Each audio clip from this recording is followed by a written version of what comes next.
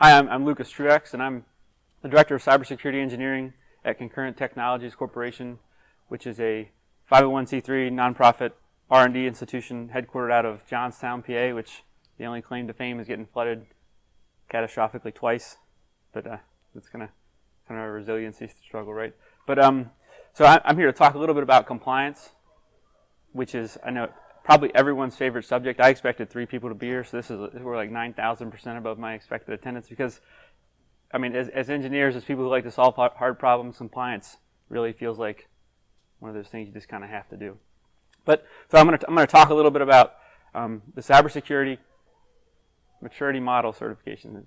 I looked at CMMI right before I came in here, so now I almost said the wrong thing. But yeah, the Cybersecurity Maturity Model certification, and why I think that's relevant, not just for the DoD, which is where it's coming out of, but also for the private industry and for you and your day-to-day jobs. So, as I said, I am the Director of Cybersecurity Engineering at CTC. We do a lot of different work, cybersecurity related, on the research side as well as on the more applied or real side, and for the intelligence community, a variety of DoD agencies, as well as some private industry. So, with that, we'll jump right in. So, the agenda we're going to talk about is, I already gave you the welcome, so that's out of the way. The state of compliance. So first of all, why am I here? Why do I care? Well, you're probably here because there was nothing else better on the, no, I'm just kidding. You're here because we're all in information security, right? And for some reason, people keep telling us we got to adhere to these stupid checkbox set of rules. So that's why we're here. We usually love to hate it. And I think the first slide there, that's a little tongue-in-cheek, the compliance standard you've always wanted. How many of us have asked for compliance standards before? Raise your hand. Probably nobody, right? Please put me under compliance. I really want to be compliant today. Doesn't happen. So, and then we're going to talk a little bit about what is CMMC. Well, first we're going to talk about some of the struggles of compliance, why we really do hate it. Some of those are valid concerns. Some of them I think are just because it's paperwork and we like to do fun engineering things, not paperwork. I mean, who likes to write code comments? No, we do not like to do that either. So, and then what about CMMC would allow us to hate compliance less? I'm not going for today's objective to be, hey, I would love to do compliance. And the original title of this was going to be CMMC, a compliance love story. But I thought that might be a little bit of a reach. So what we're going to do is we're going to try to say that CMMC is a model that is a little more fair, in my opinion, and that it allows us to hate the compliance task a little less because we can see the objectives and see some steps towards those objectives that are reasonable. All right, so what is CMMC? Who all here does DoD or any type of federal government contracting work? All right, so you've probably already heard of this then. If you haven't, welcome. You get to hear about it again. But so CMMC is a model that the DoD put out this past year. They've been working, so it'll be finalized in the coming year. But it's a requirement for cybersecurity, as the slide says. So you now, if you're going to do business with the federal government, you have to do with the DoD currently. So the long-term plan for this will be any business with the federal government. Current requirement is just DoD. But so if you're going to do business with the DoD, you have to have some measure of cybersecurity compliance in place. So what it requires now is that you have to actually demonstrate your compliance to a third-party assessor. And many of us are used to this, right? PCI DSS, HIPAA, GDPR, excuse me. Most of those things have some type of third-party compliance or audit requirement. So the penalty now, and this is where it gets fun, is that you're not going to be allowed to do business with the DoD going forward if you're not compliant, which is a change. So where does compliance come from? So it really is a necessary evil because I mean, all of us have heard the question from someone outside of like tech or geekdom, maybe your manager. Okay, we're secure, right? We're secure, and we all know that that's not how it works, right? You know, there isn't like just like the Secretary of State said yesterday. You don't just beat terrorism, right? It's not like here's a checkbox. Yes, we're secure. I installed it. We're secure. There's no possibility of attacks. It's a state, right? But since the beginning of computers, people wanted to know or wanted to verify what the state of security is. So compliance is an answer to that question. So you know what, my Linux admins, I believe you're doing a great job, but we need to find some way for someone outside of our organization to verify that. So it's that verification piece. So if you all, each of you, if any one of you, was responsible for trying to figure out what the security posture of someone else was, and maybe a good example would be hospitals. So as a consumer of hospital services, you kind of have an expectation of something, right? Like you expect them to be some modicum of reasonably secure. So how can we verify that? What would you do for compliance to verify for your own personal, I guess, satisfaction that the risk has been reduced to an acceptable level? Because that's what security really is, right? It's not secure. Is the risk an acceptable level? So what I think the goals, and this is my interpretation, and you can please, if you have any other things you would say compliance really means to you in a perfect world, is a minimum standard that we can judge everyone by, right? I want to know out there, there's four hospitals out there I'm getting ready to go get my heart surgery done on. One of them happens to have been hit by malware 4 times in the last 3 months, and the head of IT says that cybersecurity isn't a real thing. He's a cybersecurity denier. The first, right? So am I going to go there? Or am I going to go to these other people who have some type of verifiable cybersecurity compliance in place? So it's a way to evaluate that security against a common standard. And this is where everyone gets frustrated with compliance, is because it's, hey, we got these rules out here, and they're all on a list. And that's the first thing everyone does. Why do you have that one there? Why don't you have this one there? Why is that rule over this one? Why is this not a minimum baseline? So there's a lot of arguing. The internet is not in any way facilitation for arguments, is it? No. It's just unicorns and stuff. So it's a way to demonstrate the work that you put in by your security team in reality, right? So we're all trying to do good work. We're trying to make our organizations more secure. But this allows us to show progress on that front. So going back to that question of, are we secure? It's hard to answer that. Without some independently verifiable standard, it is really hard for us to say, hey, yes, I feel like we're measurably more secure, or that we have a standard of security in place that reduces the risk to where it's acceptable. And then it's a great funding negotiation tactic. Now, another thing about us as people who like to do engineering tasks is that we're not very good at negotiating with management for things like funding. So we like to say, hey, I need this because this, right? So I need this technical solution because of this technical problem, instead of stating it in terms like, I need this technical solution because this problem which affects the business like this. But compliance, most of your managers have heard these buzzwords, and there's all different types of compliance now, especially since Enron. There's lots of organizational compliance. But in reality, they understand the compliance frameworks much better than they will the engineering tasks. So, and then finally, this is my favorite, without it, people just make up random junk. There are people out there who really just could not care less about actually securing the things that they're supposed to protect. And that's the reality of it. And we'll see some more of that in some of the DoD contractors' responses to what the DoD tried to do. But we all want to assume the best of people. We all want to assume that everyone's out there trying to do the best that they can to secure their environments, but sometimes that's not the case. I'm going to need a drink here. Okay, so why we hate compliance? Well, first of all, it does not simply stop attackers, which is the things our bosses get, right? We're compliant. How do we get hacked? You have to be an idiot, because I clearly checked the box and said we were compliant. We got hacked, therefore. But it doesn't work like that, right? Compliance is simply not a panacea to stopping attacks. It often has really stupid rules in it, which we as technical people can see, and we get to argue with non-technical auditors about why they're not right. And so often we are right, and they don't understand it. So, and then how many of you like putting those little banners on your workstations? And in some systems, especially now that when you're trying to flow that down to applications, that can be just a real pain to try to get the banners. So when a user logs in, they're presented with a consent banner. I will not do anything bad. I understand that I may be monitored, et cetera, et cetera, et cetera. But just little things like that are just annoying, right? So it's abstract. Often there's just enough information in these standards that we have an idea of what they're talking about, but not really what they want, which means that no matter what we do, the auditors can come in and just wreck us. They say, okay, hey, you did this, but I believe that in Latin, this word means something else. So therefore, you're now not in compliant, and you get dinged for that. And they were never meant to promote building a program. So what we should be trying to do is build repeatable security processes for our organization that result in a program that we can repeat, right? Even if we're not there. But compliance is not meant to do that. Finally, and this is a tough one, how many compliance cartoons do you see with the guy in a hoodie? There's no sexy factor to compliance. There isn't. You can't get it out there. You can try. I think we can maybe have like a remarketing branding campaign for compliance. You will put them in some hoodies, sitting with some documents, and then some erasers in whiteout. Maybe? No? Probably not. And then finally, it's not scalable. And this is just kind of the death knell for most of the compliance standards that I've worked with. They simply have a check in the box, point in time, line in the sand for where your state of security was, with no thought or consideration for the future, right? And the DoD used to do this all the time. And they've understood the error of their ways and kind of try to fix that process. But they had this thing called DIACAP, which they would say, okay, we're going to accredit this system. We're going to do all the security stuff. You guys got to pull up all your vulnerabilities and show it to us, submit it in this big documentation package. And then they wouldn't look at that security of the system for 3 years, which is basically like 3 million years in IT security, right? So they would not evaluate or check on the system security again for 3 years. This doesn't work.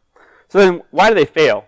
So how many of you have ever been dropped in, and hopefully this didn't happen to you, so please don't feel bad for not participating, but how many of you have ever been dropped into an organization that has absolutely no security practices or procedures or policies, period? Like they're just like, hey, great. We heard we need security, so we're going to hire someone to do security, right? Isn't that fun? Because you just get dropped in. It's like you're the only guy in Vietnam against the entire VC army, right? Because you don't even know where to start, right? They're popping out of foxholes all over the place. You can't even answer all the spam request issues that you get, much less start on the compliance effort. But so these compliance frameworks are massive, and they really seem insurmountable. There's nothing that you can say, okay, here's the tiny little bit that you got to do first, and then here's how you build up to compliance. And they're usually an all or nothing approach. So you either are compliant, and your boss likes you, or you're not compliant, and your boss hates you. And then, once again, a lot of times they're simply fake. So, what are we supposed to do? We're supposed to, when the boss comes out and says, hey, we need to be compliant, what are you supposed to do? Get us compliant, right? So, when the auditors come out, and you had, through no fault of your own, 47,000 other things to do, the boss gave you no time, no resources, no funding, nothing. What are you going to do? You're going to write a really good explanation of why you are compliant, even though you know you're probably not, into that little box that says, here's how we do X, right? It's what happens. We're trying to present our best foot forward as an organization. We don't want to open ourselves up to vulnerabilities. But how much does that increase our security? Not at all, right? Because first of all, we've demonstrated, because then the next week when we ask for funding, well, you just said we were good on this, right? We were compliant. So we checked the box. So simply faked. Just because of that's how the business goes. And often your managers will be aware of this. And I already talked about the point in time and not repeatable. So I worked on a network. Let's see here. It was for a DoD system, and it was for some like disconnected, air-gapped thing inside some bunker, inside another bunker. And it was one laptop, right? And the cost for this laptop to be accredited, because in DoD you have to have accredited any system that's going to be on any network, even if it's not going to be on a network, it's going to be air-gapped, had to accredit the system. So the actual cost in labor for accrediting the single laptop that was going to do one thing and run one piece of software, you want to take a guess? Some of you probably will beat me because you've been in DoD before. $75,000 for the paperwork. $75,000. So that feels pretty good, huh? Your taxpayer dollars. But that was the process, right? It had to go through all the checks, all the compliance checks. Everything had to be done. And then the other thing that kind of proves the not scalable portion is we heard a little bit yesterday about HIPAA fines. If you're a small business, maybe providing some small service to a hospital, maybe you're an HVAC person. Those guys are popular with Target. So if you're providing one small service and you get hit with a $15K fine, what does that do to you? That's a pretty big deal, right?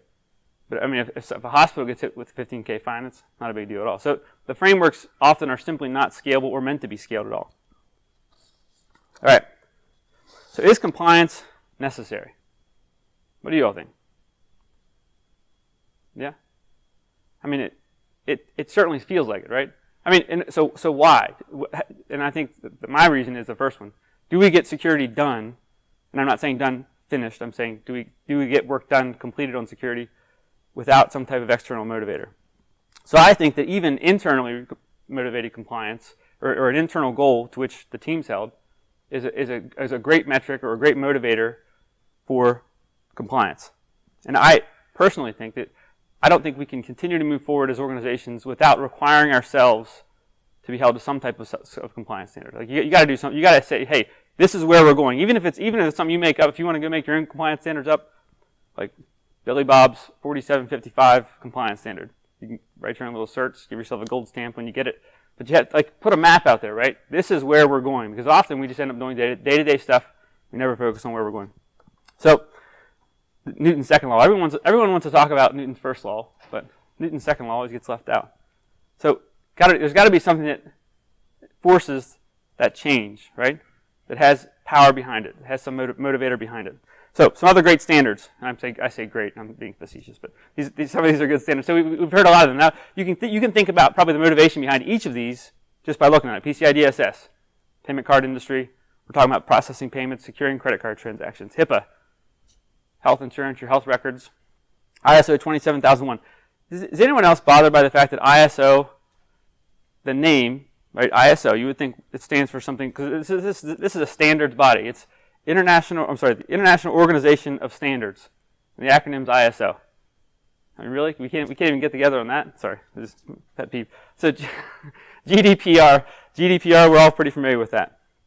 Okay, so these are some of the other standards that we've talked about that some of you have either seen in the news or been a part of implementing or trying to get to. So next, we're going to kind of jump into a segue for what CMMC is. So first, we're going to start with us getting wrecked by every other country in the world on cybersecurity. So, all right, we'll set the stage here. We're going to do a little timeline of wreckage for the United States. So, sometime around 2006, and this is just when the United States started noticing these things, the Chinese just started exfilling data at massive rates.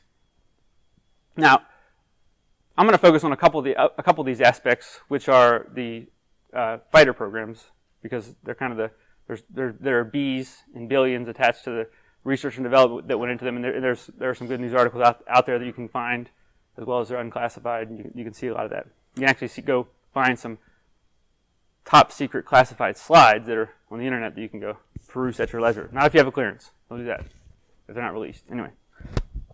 So, how the United States helped China steal the F-22 and F-25. So, in 2006, the Chinese infiltrated a defense contractor and stole a bunch of plans, schematics, different engine details, information about the new HUDs, heads-up displays in these aircraft. So it wasn't until 2009, of course, because we're really good at letting people on our networks for a very long time, that we figured out that the Chinese had performed this theft. Now, finally, in 2013, people started saying, okay, hey, this seems like this is a little bigger than what we initially reported, which was like, hey, we lost a couple documents, don't worry about it, they were unclassified, no big deal.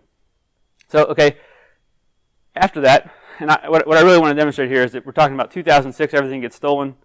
2020, the first real measure of actual compliance requirements from the U.S. government. So we're pretty fast. We're nimble. We're nimble as the U.S. government, right? So in 2017, we had kind of hey, guys, we got to do better at cybersecurity. We can't keep losing billions of dollars worth of information to the Chinese. And Secretary of State Warner talked about that yesterday. They really focus on they focus heavily on economic espionage and basically doing what some people would say Microsoft does. And goes out and takes it. No, I'm just kidding. Totally kidding. No, but so the Chinese go steal information to better their own research, rather than doing their own research. So the next slide will show you kind of the result of that. So the United States released the F-35. The Chinese released the J-31. Striking similarities in these aircraft, right? So I like the key point here. China is the world's leader in stealing and reverse engineering other countries' products. Now, the second quote is from a different article talking about China's economic development and the advances in research in aerospace, right? They're making a lot of progress in developing their aerospace industry. Good job, China. They're doing great here. Now, so I'm not an airplane guy, but apparently there are a pile of, in terms of the rate at which this plane can accelerate, all of the metrics that you would look at in planes are very similar, in fact, too similar. And that and the fact that they verified that these were in Chinese, the design documents were in Chinese hands, they ripped off a lot of it. Now, this plane has been in development since I think like 1995 or something. So for us, it took us like 20 years. China did it in like 5, like 1/10 the cost. I mean, and so I was at a briefing by, I think his name was Carl Ragsdale. Rags was his nickname. He talks about how America, we will continually out-innovate everybody, right? But then he's like, well, but we can't out-innovate it when they steal our innovation, right? So we got to secure it. So that's the motivation. So, okay, so we got round number 2 here. So that's the F-35 and the J-31. Then we have the F-22 Raptor, which is the new stealth fighter. And then, so China has the J-20 Mighty Dragon. Any similarity? I apologize for the poor quality of the image on the right. It was the best shot I could get of that profile, and it is photoshopped onto a weird, but that's a real photo. But it's from a China propaganda video. Good stuff. But you can see, I mean, it could be a similar aircraft. Just throwing that out there, right? So the cumulative cost of Chinese espionage may reach $600 billion with the B dollars in the next several years, over the last 2 decades. Over the last two decades, that in total, that cost will reach $600 billion in the next few years. So what's the DoD do? Well, the DoD says, well, hey, contractors and anyone doing business with us, we're going to get together and we're going to talk about this a little bit, right? So you guys have been losing some data. So what we'd like to do, and this is the mom moment, right, where you tell your kid, I'm going to count to 3 every time you get to 2, right? Has anyone ever not gotten to 3 or 2? I mean, did they ever do it at 1? This doesn't work, right? So anyway, the DoD's like, hey, what we would really like you to do, key emphasis on like, is implement these security controls, right? We want you to go back to your organizations, put these controls in place, and become compliant. Now, the key here is we're not going to check you because we think that's just a little too much burden on you. So we're just going to, please just tell us that you did them. Come back, tell us what you did, tell us what you didn't do, document that in a nice little document, a little poem, a plan of action for how you're going to fix them, and get that back to us, right? So how do you think that worked? Tell us you did it. Yeah, not very well. So independent audit, right? So okay, of course everyone's compliant with this because you just, I mean, it's kind of, I don't know if y'all ever heard Jeff Foxworthy. He would say, he says, the repo guy comes to take his car.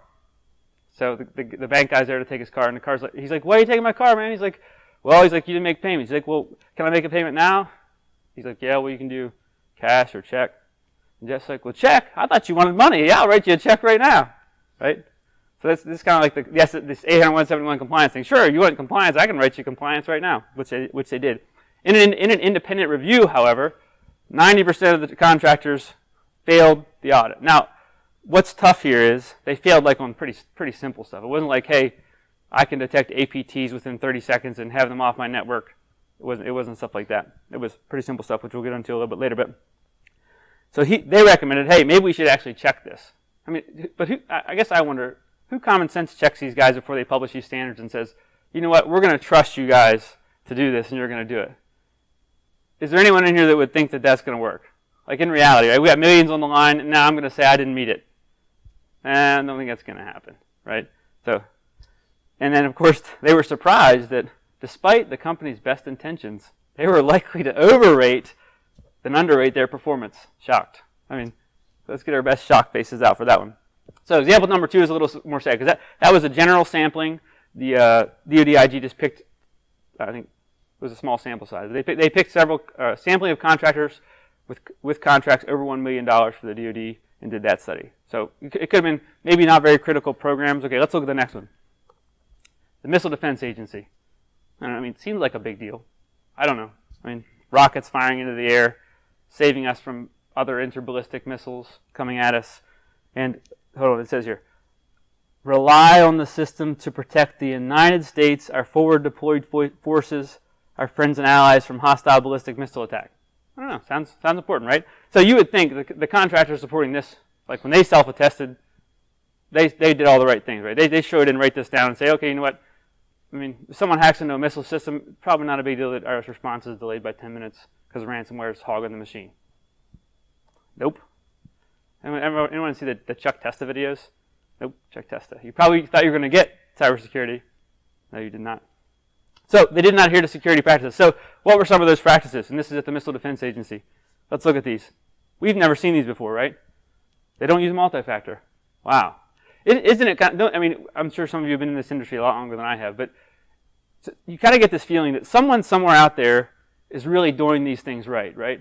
People are really taking their job seriously, and they're getting this. And then you see stuff like this, like Missile Defense Agency, still not using multi-factor. So default passwords was mentioned. No password complexity required. No risk. No scanning or identification of vulnerabilities. This is a missile system. So good stuff, right? So the DoD is like, okay, clearly we can't do anything. This is going to bring us around to CMMC. So we obviously cannot trust people to tell us that they're doing cybersecurity. Going back to our point about what gets measured is going to get done. So now they get serious. So the DoD says, okay, you know what? Clearly this didn't work. We tried to be the good cop. Didn't work out very well. We wasted 2 years on telling people to get done, and they didn't. Well, they said they were, and then they weren't. So now they said, you know what? We're not even going to let you compete for federal, or DoD currently, for DoD work unless you are compliant. And everyone's like, oh, okay, we're just got to be compliant. As verified by a third-party assessor. Oh, crap. Right, here's the shocked face. Now, there was a lot of complaining about this. So you can't make us do this. And then I guess the funny response that I thought was from the DoD, and I think, so Katie Arrington is kind of the head of this. And I can't remember the lady that I'm talking about, but she's one of the people who goes out and talks about this on the stage. She's like, what do you mean this is difficult? You said you were already done. Oh, what do you say then? Oh, crap. Oh, yes. Okay. So, but there was a lot of complaining. This is too stringent, too hard. You're now going to require us to do this. Well, we required it of you before, but apparently people are liars. Shocked again. So the DoD got very serious about this. And this is a big deal. I mean, think about not being able to compete for federal or DoD contracting work when that's your entire line of business. And especially if you're a larger organization and you lied on that initial assessment, now you're screwed because you got a pile of work to do with a pile of things to make up in a short amount of time. So now, on another side note of this is at a regional level, this is going to cause problems for small and medium-sized businesses. It really is, because it's going to be difficult to meet these compliance standards, especially if you haven't been paying attention to this in a short amount of time. And even further, to bring it kind of home here to West Virginia, is that economically disadvantaged areas are going to have significantly more problems getting these things in place, especially if they don't have advanced knowledge. Right? So if we as West Virginia look to the DoD as a funding source, or if we want to continue doing DoD contracting, I know that I think TMC Solutions does a lot of federal contracting work out of Fairmont. And that's one of the people that came to mind. It's a great success story for West Virginia. They're doing a good job of winning new work, but this affects them, right? So we have to be able to support these businesses in these efforts. However, so what does CMMC help, or how does it help with any of this? So we've talked a lot about the background. So we now know Russians steal everything, Chinese steal everything. Russians are messing with our elections, as we talked about that yesterday in Mr. Warner's talk. And people can't be trusted to do cybersecurity by themselves. So what did the DoD say? Okay, well, we can't just abandon all those small businesses and all those people. So what we're going to try to do is make a model, very similar to the CMMI model for development operations, that is approachable. So going back to that situation where you get dropped in and you got compliance on day one, you have no idea where to start. So the DoD said, okay, instead of actually requiring this entire massive list of things, we're going to actually give you a framework that you can start at a small level or a lower level and then move up in maturity.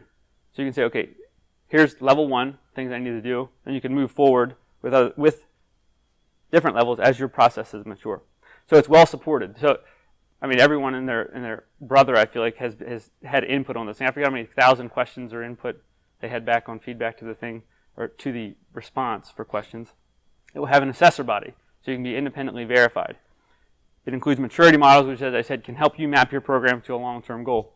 Excuse me. And finally, the levels help build buy-in. So going back to how, in our day-to-day jobs, what do we need a lot of if we're going to get things done? Our management support and buy-in, right? So how do we do that? So they're always asking us for plans, right?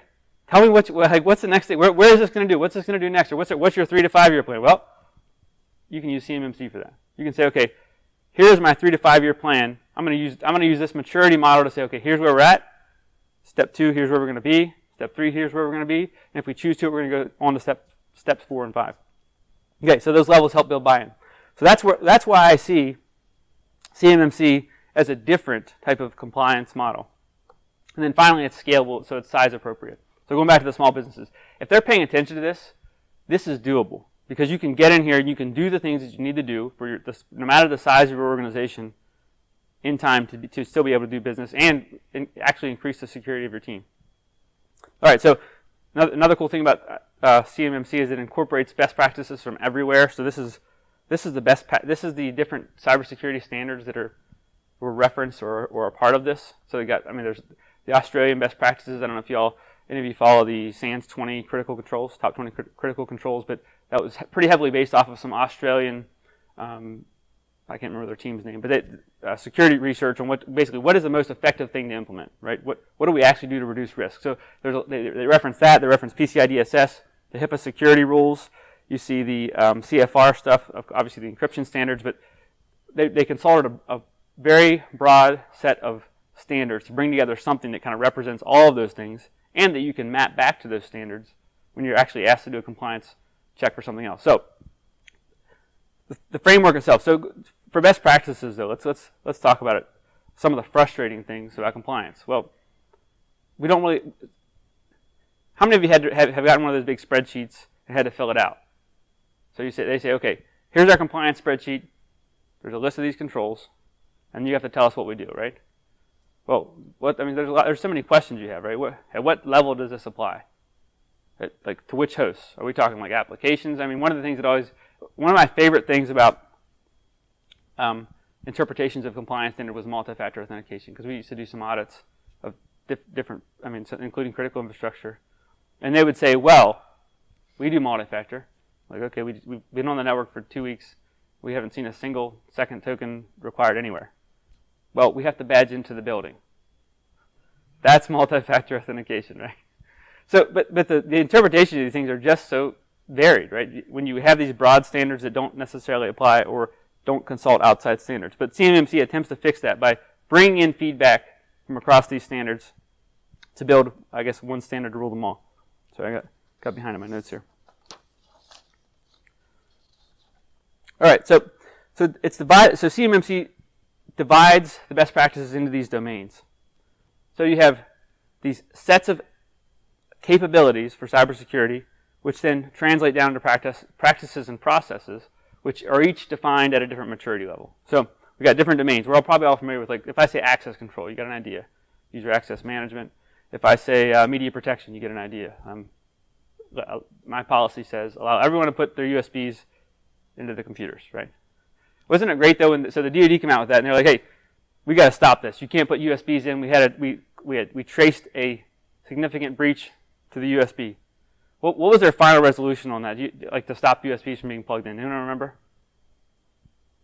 Super glue in the USB port. Because some idiot is going to still plug the stupid USB in, right? So that was the in the Pentagon, at least I should say. In the Pentagon, that's what they did. They just super glue. It was like I can't remember the acronym for it, but it was pretty funny. But that was the goal, right? That's USB. That's technology at its best. We couldn't stop it technologically. So it really breaks this down. So you have the different domains or areas in which you need to focus. Then you have the capabilities within those domains, or what do I need to be able to do? And then finally, what are the practices, technically, administratively, and the processes that I need to have instituted or implemented in my organization to meet that objective. Now, what really, once again, shines through for CMMC is the fact that you have different levels. So in following with CMMC, CMMI, you move upwards in levels of maturity as you achieve better process, better document. I'm sorry, I'm smiling because I know this has to hurt. Better process and documentation, right? So you get as you get better at these things, but automation is one of the keys here, right? As you get better at these things, you move up in the maturity model. So the level 1 is basic cybersecurity hygiene, brushing your teeth once a week, right? That's the basic stuff, right? Hopefully having them until you're 25. Then you have processes at that level, which just means they're performed. So I brush my teeth once every week.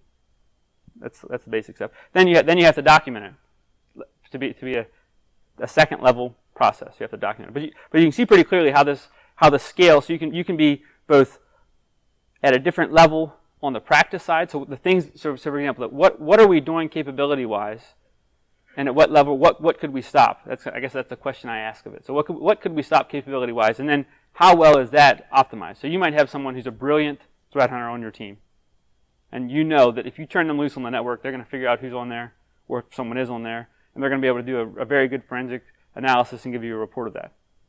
That's that one guy, right? That's not a repeatable process that your organization can support, and if he leaves tomorrow, you're screwed again, and you can't do anything. So this helps to define and reduce that organizational risk by requiring you to mature your own processes so that you can do it, or you know what you can do as an organization. All right, so the different model domains. Access control, asset management, audit and accountability, awareness and training, configuration management. Not you guys can read through the rest of it. I guess the question I would have as you read through these, is there anything there you would say, this doesn't belong here, or this does not make me any more secure? But for me, I think the answer was no. I think each of these things has value in a security program. It reduces the risk. Now, I had a little bit of a discussion yesterday with someone on LinkedIn about Windows Defender. So they said, I think the comment was, LMAO, I have Windows Defender, I don't need an AV. Now, I mean, Windows Defender's had taken its hits over the years, but I mean, recently it's kind of gotten, it has gotten much better, and it actually outperforms some of the paid versions. It outperforms some of the paid versions of antivirus and multiple vendor agnostic tests. So, is it a panacea? No. You cannot trust your antivirus to keep you safe from anyone with any type of maturity in the threat level. But does it reduce your risk? Yes.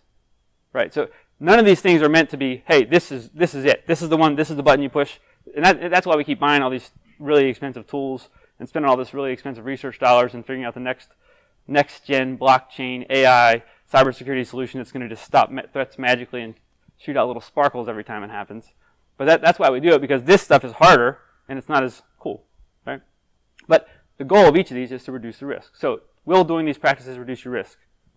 The answer is yes, in my opinion. I mean, anyone see anything here that you would say that shouldn't be up there? Nope. Good. So domain capabilities. So I talked about the domain. So you have a domain of access control. So what does that mean? Well, you got to control access. Okay, what does that mean? Well, you have a capability here. So each of these capability then is further broken down into something which I'm not going to show here, but we'll go into.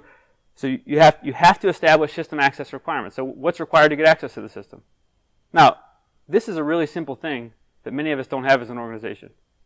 What do you require right now? So if I come into if I'm a new employee on your team, or if I bring a system into your team, I mean, some of you are going to be more mature. You're going to have NAC or network access control, where if I plug into a Ethernet cable, I'm not getting access. But think about this, and think about the implications across the board. A pretty simple capability that covers a good bit, right? Establish system access requirements. Do we have those? Control internal system access, control remote system access, limit data access to authorized users and processes. Pretty straightforward stuff.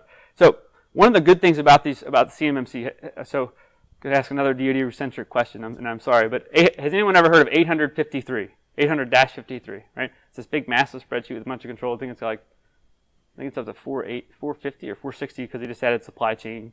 They added a supply chain control family in Rev 5 that's, I don't know if it's out yet or not. But anyway, so big old massive set of controls. So that stuff is so, I mean, it looks like it's written by a lawyer if you've ever written the text. So because you have to read it like 4 times and you're like, I think I just gave him a kidney, but I'm not sure.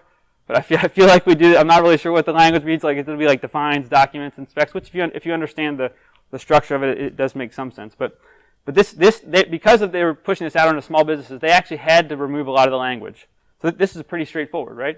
You can understand I need to have access controls. Now, I meant to have, I don't think I put it in here, but I meant to have, go out and look up the access control, so AC-1 for NIST. And then come back and look at this and say, wow, this is actually makes a lot of sense. Because what you're going to have is about 4 paragraphs of text there that talk about the different things that you're supposed to be doing for access control. Whereas for here, we're getting a very dumbed down, maybe not dumbed down, a very succinct version of what's on there. Okay, so you just get dropped into a job, right? And your boss says, well, hey, we heard about these cyber things, something about lasers, and we need somebody who's going to take care of it for us, right? So I need you to go build me a program. So, now, just to be honest, the Dilbert concept, cartoon, is pretty appropriate, because we can make up a lot of junk, and our boss has no idea what's actually happening, especially in smaller organizations. I mean, we could just set up, does anyone remember the Norse map with like the lasers everywhere? Where it just looked like, and they're like 47 billion cyber attacks stopped this instant or launched from Russia, and you're like, wow, this is great. I mean, it was based on like historical data, it wasn't real, they went bankrupt because they were like stealing. Anyway, good stuff, right? But we could just set that map up and put our little company logo in the corner or something, and they'd be none the wiser. They would have no idea.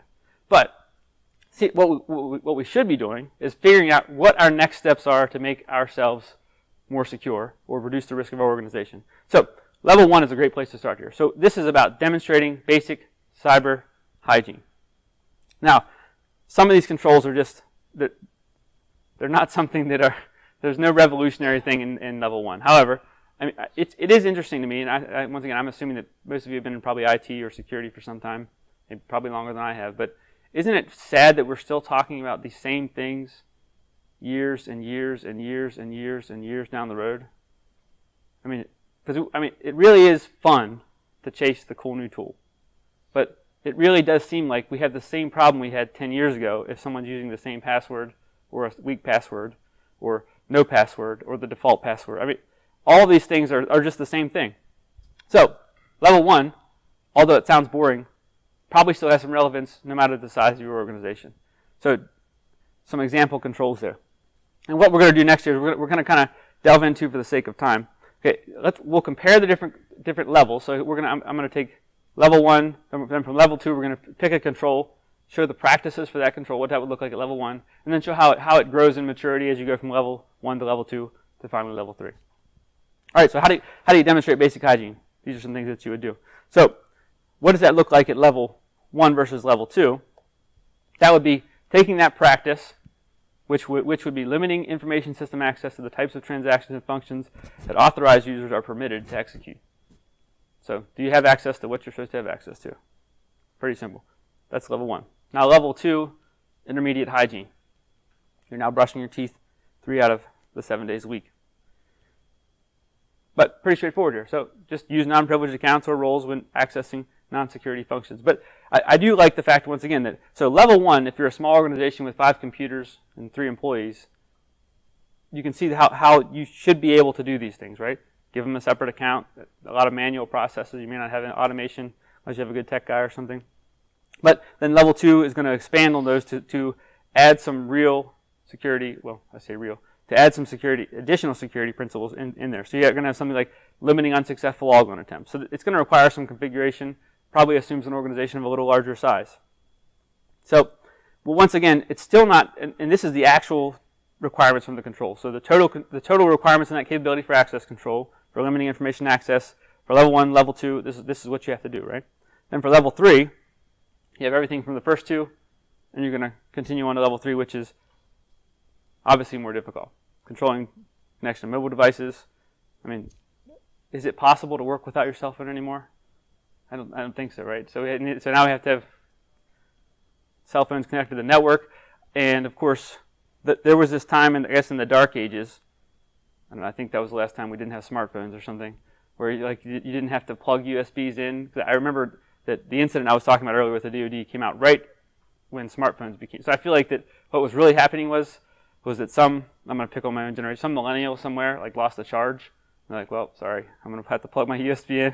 So he goes in there and carves out the super glue, sticks his USB in the port. And anyway, sorry, it's a joke at the expense of millennials. But so controlling connection to mobile devices, terminating user sessions, but in reality, just the next level of cybersecurity practices that you can do for this level. So now, CMMC defines up to 5 levels. Because they didn't want to put everyone to sleep, and I see what that's doing to you already. It's like, the talk of compliance. We're reading the controls. Here we are. We've reached the pinnacle of human existence, right? We're reading the compliance controls. But anyway, so I didn't want to go through levels 4 and 5 because it would do what it's doing. But those levels are for more mature organizations. So how many of you have been to or have had the question, if you're on the red team side, hey, we want a pen test? Okay. I mean, what's the state of your organizational security? I have no idea. I just heard I need to get this pen test stuff done. They're like, okay, that's great. It'll be fun. We'll be probably in there in 10 minutes with an email, and we'll be out and with whatever they told us to get in a day, right? But that doesn't really help anyone because they don't really understand the maturity. So levels 4 and 5 are at that level where you start introducing things like penetration testing, introducing things like threat hunting, like more stringent vulnerability assessments, but especially increasing the repeatability of these things. So if I had to take a poll, how many of you could say that the security tasks that you have in your organization would be repeatable and automated? And you could just say maybe a percentage. Like how much of what I would like to have automated or I think could be automated is automated? I mean, even in large organizations, this is usually pretty low. It's hard. It takes a lot of time. We have all these cool orchestration tools that usually we get and don't have time to implement. So we implement one cool process and they're like, hey, look at what this could do. Your boss is like, great, I'm glad you got it, and then we don't look at it again for some years. But so the important point is that we have to increase the repeatability of our tasking. So, thanks. So CMMC allows us to do that by, I think it does, because it gives us a compliance standard that promotes the repeatability and automation of the tasks. So here's the bad thing: when you sign up for it, then you're kind of stuck with it, right? If you go tell the boss, hey boss, I'd like to do X compliance standard, I'd like X amount of dollars to support it, and here's the levels, and that's kind of the cliff you got to jump off of, right? Because you're putting yourself behind it. But then I think, again, going back to the motivation factor, we're personally bought into something. So CMMC is not a perfect compliance model by any stretch of the imagination. However, I think it does have the capability to be something that's going to reduce your organization's risk in an effective way, that you're not going to come at the end of the day and say, well, why are we still doing password changes every 30 days? Well, NIST told us to, right? Didn't everyone like that one for years? And then like I guess probably 6 months ago now, they said, well, we shouldn't have been telling people that because it was bad. Well, thank you. Compliance, we appreciate that. So, but as you increase repeatability, you increase security, not just of your organization, but all over the place. So one of the things that is unique to us in cybersecurity is that our increased security increases the security of the industry. Because I mean, if you get owned, well, some of the most successful phishing campaigns we've launched have been phishing campaigns that come from like sister organizations. If you've ever gotten nailed on a phishing test, I have got nailed on a phishing test. An organization we did business with got compromised. Sent me an email that was something that would have looked like a regular email. Click the link, there it was. So our security increases the security of those around us. So in addition, the correlation to CMMI, I mean, massive productivity levels in developer, and because of increased process, which we all hate. So finally, someone's going to ask. So we're at the point now where you're going to get breached, and someone's going to ask you what you did. What did you do? What did your team do? What does your organization do for cybersecurity? Like, show us the stats, right? What do we do? Well, yesterday I ran LS on my box. I checked for connections, looked at some cat photos. So what do we show them, right? So whether you're required legally or not to be compliant with any compliance standard, you got to be thinking about this question. How are you going to answer the bell when someone knocks at the door and says, hey, we found X coming from your IPs, how did it get there, and what are you doing for security? So secondly, compliance is that insurance. So you can go buy cyber insurance. Good luck getting a claim field. Good luck getting a claim filled. I mean, has anyone heard of a successful cybersecurity claim that was paid by the insurance? You can look up Maersk, several of the big ones. Insurance is like, nope, that was an act of war because reasons, right? They just get to pick what they're going to pay or not. So I mean, you can rely on insurance, and then finally, it does reduce your risk. I think I've tried to outline some of those reasons here, but when you implement effective, repeatable security controls, you're going to do the thing that we're supposed to be doing, which is reducing the risk of our organizations. That's all I have.